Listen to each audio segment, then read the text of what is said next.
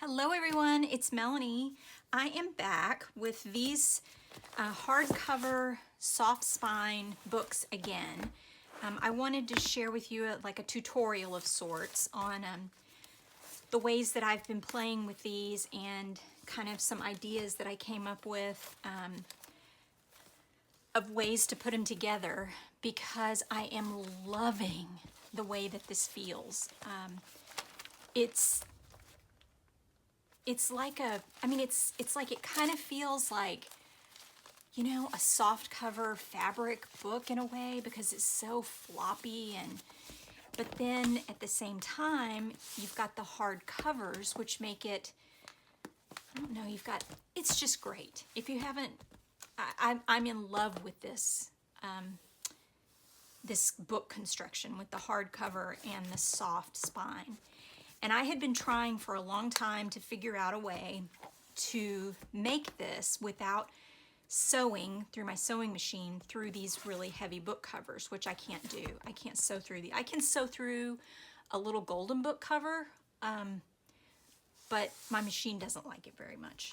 So here's the ones I've made like this so far, but I want to show you some that I'm working on and show you how I actually am doing it. So as far as covers go, I'm just using any, you could just use any book cover that you cut, cut the book block out of like that. I trim the covers so they're nice and straight on the sides. I really want to do this one. I love this book cover. So just, you could use this kind of book cover. Another idea, I have a bunch of these and I've made journals before, like this journal is made out of canvas board, these canvas boards here, and then it's just, the construction of the journal is made with the canvas boards, and then it's covered in paper. But these canvas boards, I thought that would be another option that you could make a cover out of. This is the kind that come in a multi-pack from Michaels. These are very hard. They are very rigid. So I would recommend that if you're gonna punch these, you use your cinch. I'll tell you about some other methods of marking them, but it was kind of tough. I'll be honest with you. It was kind of hard to punch through this because it's very rigid, very thick. But it would make a cool cover too. So when I was playing with that, I thought, well, you could decorate it or you could paint it. So on this one in particular, I punched both of these, and then I thought, well, I could paint something on the front. So I just really quickly, and I mean really quickly, painted a little rose on the front of this one, and I can go ahead and paint the back. And then I had already put a new end paper inside because it was just this Artist Loft thing. So this is another one I'm going to work on. I just have to paint the back cover and then assemble the spine and everything. So those are just some ideas of things that you could use for covers on these books. Here's another cover that I'm working on that I'm going to show you. So for punching the holes in your cover, so I started this doing it just with the cinch. And then as I was prepping this cover to get ready to show you how to put this together, I thought, you know, it doesn't necessarily have to be, they don't necessarily have to be this big, the holes. They don't have to be, there doesn't have to be this many of them. They don't have to be this large. So if you have the cinch, this is a really easy way to prep a hardback cover for this method. But the other thing you can do is if you have, is this also called a crocodile? If you have a crocodile, this is a piece of game board, just so I can show you an example. But you can punch, that's the 3/16 hole, or this is the 1/8 hole. So if you don't have a cinch and you wanted to try this method, you could punch your holes with a crocodile like that, or one of these bigger ones. And I'd recommend the 1/8 inch hole. So that's what I did on here. I'm just showing, you know, that's how you would punch the holes. So when I started thinking about that, I thought, well, you know, the holes don't have to be, they don't even have to be consistent. I mean, they don't have to be consistent or whatever. So then I started on this one where I just went through on my, this is a Reader's Digest cover. I went through and just willy-nilly kind of punched holes back and forth like this. And my thinking was that my stitching would be kind of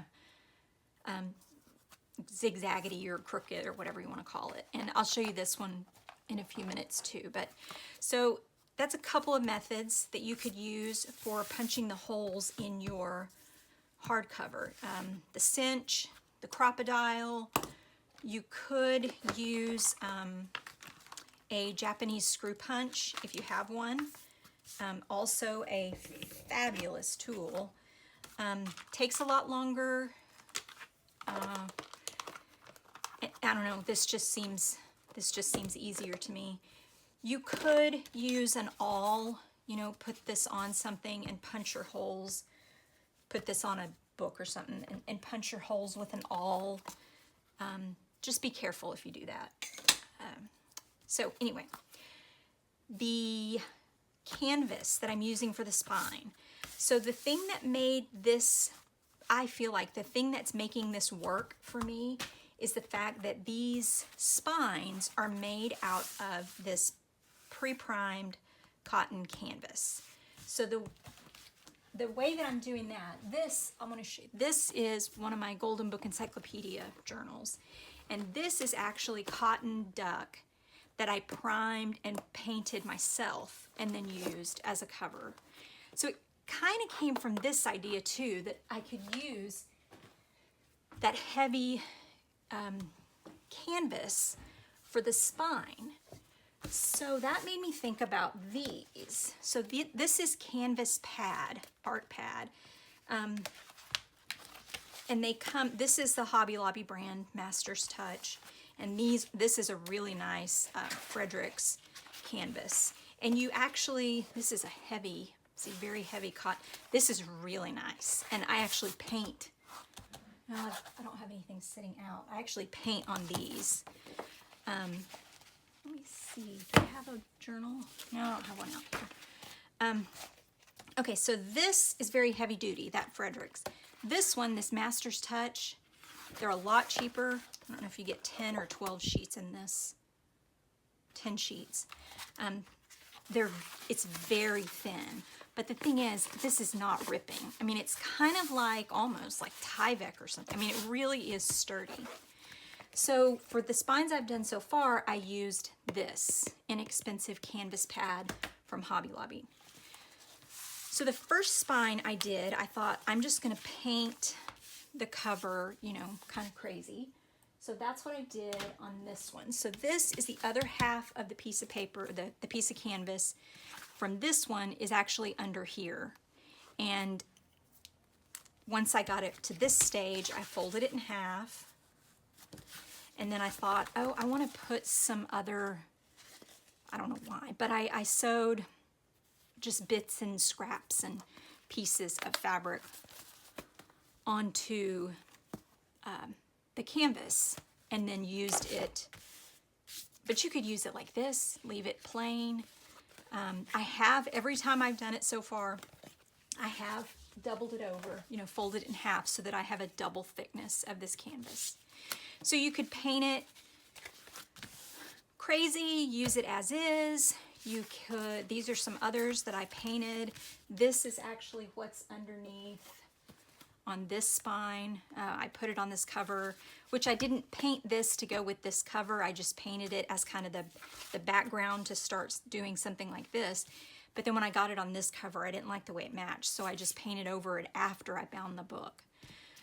So each time I'm just painting, decorating this canvas paper, doubling it over, and you can see it on the inside of the book here. And if you have multiple signatures like this, you will see it between the signatures. So there you can see the decorated canvas between the signatures and in the front and back of the book. Okay, so that's what I've been using as the base for my spine. And this is a spine that I did this piece and then I cut it, and I was going to use this is a Christopher Robin book. I was going to use this as the cover, as the spine for this one, but then I thought, no, I want a bigger spine. So I got just a plain white piece of canvas, and then I saw this fabric in my scrap bin, and I thought it matched really cute. So all I did on this one was cut it to fit. In this case, I cut a 6-inch piece of canvas pad. Let me get another piece out here. I cut a 6-inch piece of canvas pad, so it's approximately, like this size. Cut it to fit on the height.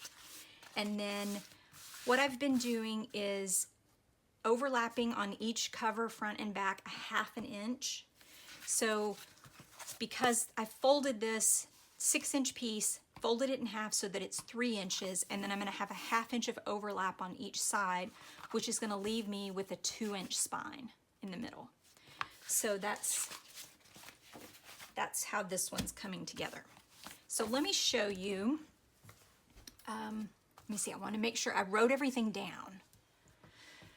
This one, I didn't paint it at all. This is just the primed canvas. And I just stitched this piece of fabric onto the canvas. Just zigzag, just kind of messy stitching, stitched it on there. So the other thing that I do, the next thing I do after that is I'm gonna mark the spine if you do this before you punch your holes, if you're gonna punch your holes with something like this, I would mark your spine before you punch your holes. If you're gonna use the cinch, I don't think it matters if you do it first or, after. I've been marking a 1/2 inch, pretend this is my book cover. Just mark a 1/2 inch, and then you've got that's gonna be the 1/2 inch that you're gonna poke your holes in. So you could, measure it out even further and space them perfectly. You could kind of do what I was gonna do and just sort of go back and forth. I wouldn't get too close to this edge, to the edge of your book cover. So that's the next thing you need to do is mark, and you'll see why in just a second. We need to mark this cover. So I'm gonna mark my 1/2 inch, make sure it's straight on the back of my cover. And then I'm gonna, to hold it in place while I stitch it, I'm gonna take some Fabri-Tac. And now that I have my cover, my spine ready for my cover, I'm just gonna put a bead of Fabri-Tac. I'm not using this to glue it on, I'm using it to hold it in place while I stitch it. So I've got a bead of Fabri-Tac there on the side, and then I can use this line, this 1/2 inch line that I just drew, to line up, and in this case I'm gonna line up the edge of my canvas, not the edge of my fabric, but I'm gonna line up the edge of my canvas with my spine. So I'm gonna push that down on there, and then I'm gonna use these rulers to make sure it's straight. Really push that down. And I don't know what I've done. Can't find my brayers. So I'm gonna push that down really good. And let that dry. So the let it dry part, I'm gonna say, is important, and I'm telling you from experience, let it dry, because if you don't completely let it dry, then when you go to stitch it, you end up with your needle all gummed up with Fabri-Tac, and that's no good. So I'm gonna show you how to start the chain stitch on this one, and then I'm going to finish it on the Reader's Digest book. So the next thing is, while our Fabri-Tac is drying, we're going to prepare whatever we're going to sew this on with. So I've been using, this is a package of doll needles from Hobby Lobby, And it has a huge, I mean, this needle is like 3.5 inches long. It's a very large, and it is pointed. It's not a tapestry needle. It does have a point on it. These are the needles I've been using though. You get them in the sewing department. And as far as things that I've used to attach the spines, so far, this was what I used first, and this is actually a knitting yarn. It's cotton. The thing I'm going to say that's probably the most important is that it be multi-ply. This is a 1, 2, 3, 4, 5, 6, 7, 8. This is an 8-ply cotton. I cannot break this at all. So it's very strong. This is the cotton that you buy at the hardware store, cotton twine. And it's pretty strong too. It abrades a little more easily. This is like a 2, 4, 6, 7 ply. But same thing. I mean, it's extremely strong. And then this is another option. This is, I get this at Hobby Lobby in the crochet aisle. This is Egyptian crochet cotton. And this is 6-cord coordinate. So I really like this too. This is particularly strong, and this is what I've been using for quite a while to do my bookbinding. So those are some yarn or thread options. And you're gonna pull on this pretty hard, so make sure that whatever you choose is very sturdy. For how much yarn to use, I'm gonna go 1, 2, 3 times the length of my spine with a little generous extra. So in the end, it's probably 4 times because I'm kind of like, well, 1 time, 2 times, 3 times. And the eye on these Hobby Lobby needles is pretty big, so you can get whatever through there. So I start sewing from the top down, and I've done it a couple different ways where my knot is either on the inside of the book or on the outside. For this one, I think I'm going to put my knot on the inside. That Fabri-Tac is still a little bit sticky, but so let's start on the front cover here. I'm going to have my needle threaded, and I'm going to start on the inside of the book cover. So I'm going to start in the top hole, and when I do this, because my chain stitch, I'm going to pull my stitches up. As I go through, if I've used the cinch and I have these fairly large holes, I'm going to insert my needle into the canvas through these holes at the very top. So this is the head of my book. I'm going to insert my needle through the top of this hole, not the bottom, not the middle. Try to always do it, through the top.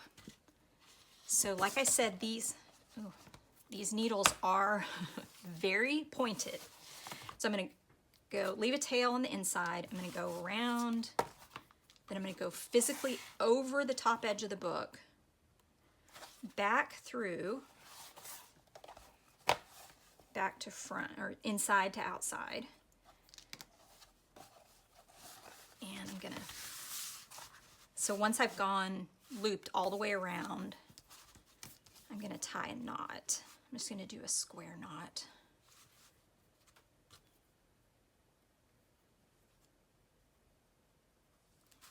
And I'm going to try to position my knot so it kind of tightens up right there in that hole, down in the hole that we've punched.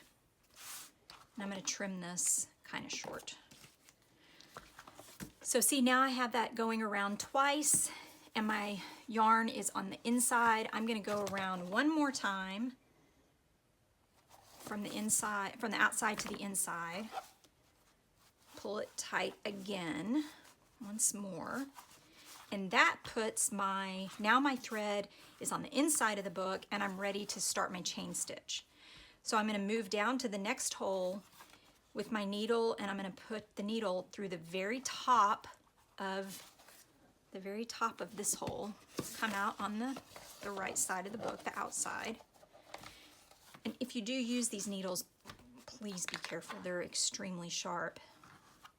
And then I'm going to take, after I pull this tight, come out the second hole, I'm going to go back up to the first hole, to these stitches that I created, and I'm going to push the needle push the yarn underneath and then pull up and then down. And then I'm going to go back. This is, I mean, you can look up a chain stitch. It's just a basic embroidery stitch. So now I'm back on the inside of the book, and I'm going to go into the next hole down, pull tight at this point. Now when you go underneath this last stitch that you made, be very careful that you don't pierce. Can you see that? See how my needle is piercing through this stitch? Be very careful that you don't do that, because you won't be able to pull it tight if you do. And depending on what you're using, you know, pull this as tight as you can, but another technique to do that is, it's like an embroidery technique, is to use the back of your needle, use the eye part, and use that to go underneath these stitches, because then you have a little bit less of a chance of actually splitting those threads. So once I've gone through this stitch above, I'm going to pull to the top and then pull to the bottom. And when you do it, you'll kind of feel why you need to do that. That's how you're going to get it really tight, is by really pulling each stitch tight. Don't wait till you get to the end to try to tighten everything up. So I'm going to pull straight up and then down and then back through. Okay, and then I'm going to show you how I finish off. I'm just going to leave this here because I also have this cover that I just did, and now this one's my favorite. It's like, when I love it when I do things like this and I'm kind of experimenting and I keep trying different things, because sometimes it feels like every time I try something different, I like it better than the last iteration. So this one, I just ripped the cover off of a Reader's Digest, and I still had the spine. So I took the canvas, this is the same canvas pad, and in this case I just painted it with acrylic, just this Hobby Lobby acrylic. I painted it solid green and doubled it over, and then I had the spine, which is on fabric, and I thought, oh, I'll just sew the spine back onto the canvas. So I attached it in the same way, you know, I just, the only difference is I sewed the original spine back on the canvas, and then now I'm stitching the canvas onto the book covers. So when it's finished, it'll still, I mean, you'll be able to see the binding, because I'm going to use an exposed pamphlet stitch binding. So you'll see the whole, you know, the binding on the back cover here, but now it's a soft cover, sturdy spine on a hardcover Reader's Digest. So I'm really liking this one, and once I did this, it was kind of you know, I thought I'll do it with green because I grabbed green, and now that I'm putting it together, I'm kind of thinking, ooh, it would be fun. I could do another collage book and make this one all green collages. So that might be what I do in this one. So I got this down to the bottom here so I could show you how I finish it off. And this one, as you can see, this is where I did not punch the holes evenly or even straight. And I think it looks kind of cool. You could easily punch them straight. I mean, just, you know, use your ruler and make a line here. You could even, you know, if you have a grid ruler, make your line, and then you could even punch, you know, say you wanted holes every inch. Just mark it like that, every inch, you know, and then punch your holes with the crocodile. So once I get, this is my last stitch down here. So pull tight at that spot, and then I'm gonna go, oops, go under, catch all those plies. Under there.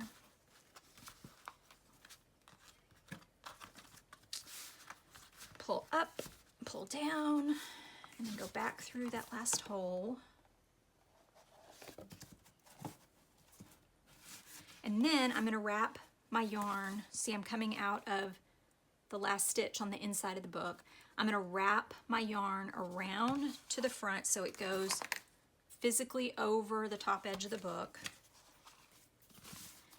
Then I'm going to go from the outside of the cover to the inside, still making sure I don't pierce through my thread. Tighten that down, and then I'm going to go through again. Tighten it down again. And you could do 3. I'd say, you know, 2 is probably fine, but I kind of like doing 3. Oh, and on this cover, I was actually putting my knots on the outside, so you know, I went too far. I went one too many. I don't want to pierce that, so I'm going to pull it out this way.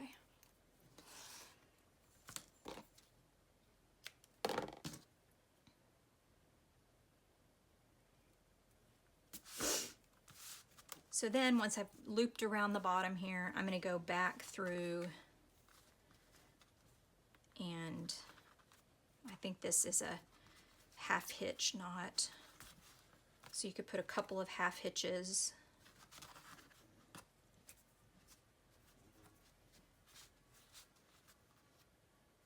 To secure it. And the thought there too, just like with the back, is, or when I put the thing on the inside, is just that the knot is going to kind of push down into that hole that'll be there, and you'll be able to feel it when you.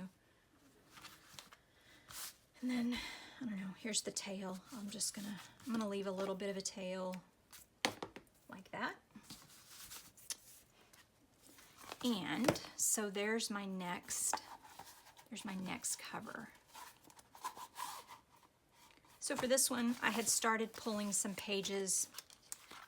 I measured the inside page here, the end paper, the inside of my book, and kind of cut pages. Just, these are book pages, scrapbook paper and book pages and stationery. And I'm thinking with this one, it's just going to be like the ones I've been doing this past couple of books that are just collage. So I'm not going to put, I did put a couple of fold outs, but I'm not going to put any pockets in or stitch anything. And because, like I was showing you in one of the other videos, because this cover, I can fold it back like this. This one I may not be able to do as much. I can fold it back on itself, so I can do all of, if I want to do any sewing, I can do the sewing after I have stitched my signatures in. So once you stitch those in, you could do it beforehand too, but that's just the way I've been doing it, the way I've been playing with it. And I haven't decided exactly how much paper I want to put in this one yet. One other thing I was going to show you is that once this is done, if you don't like being able to see, if you don't like seeing these holes and whatnot, you could easily just cut another piece of paper, cut a new end paper after you've gotten to this stage, cut a new end paper, measure it, let me cut this, and glue on a new end paper.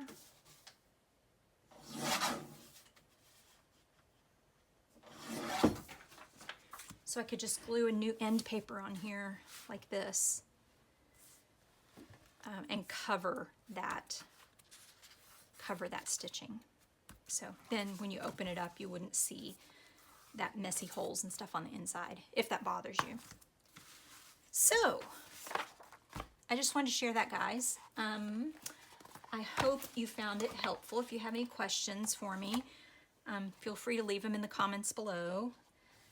I don't know if you guys have noticed, but I don't usually monetize my videos unless what I decided to do was I'm only going to monetize the videos where I'm actually teaching or showing you something. And this is a technique that I kind of came up with, developed through working through things on my own, and I wanted to share it. So if you don't mind, you know, sitting through the ads, I don't monetize all the videos. Just the tutorial type videos, I think, is what I'm going to do. And if you're not a subscriber, please subscribe. Hopefully I'll be making more regular videos once we get back into a more regular schedule. My daughter's still home from college right now. And anyway, I hope everyone's doing well. And like I said, let me know if you have any questions down in the comments, and I will, I'm going to finish binding this one, and then I'm going to put my pages in this one, and I'm just going to keep working on these. So